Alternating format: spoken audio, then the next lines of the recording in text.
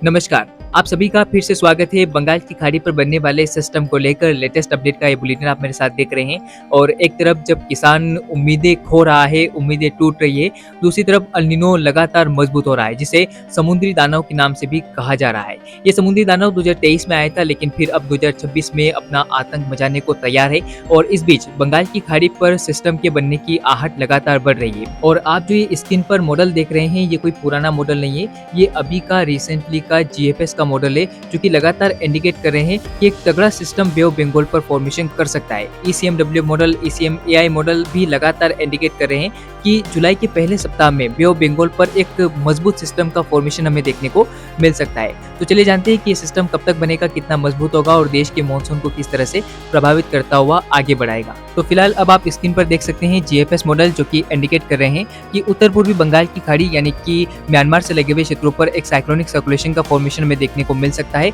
और फिर यही सिस्टम आगे बढ़ता हुआ उत्तर मध्य बंगाल की खाड़ी के ऊपर एक निम्न दबाव के क्षेत्र में तब्दील हो सकता है।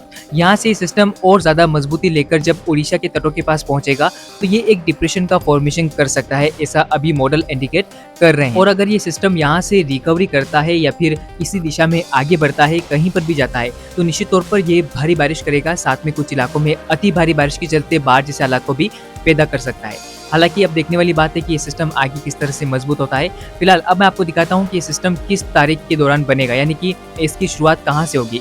आपको बता दूं कि 1 जुलाई के आसपास ये सिस्टम उत्तर पूर्वी बंगाल की खाड़ी के ऊपर साइक्लोनिक सर्कुलेशन में रहेगा।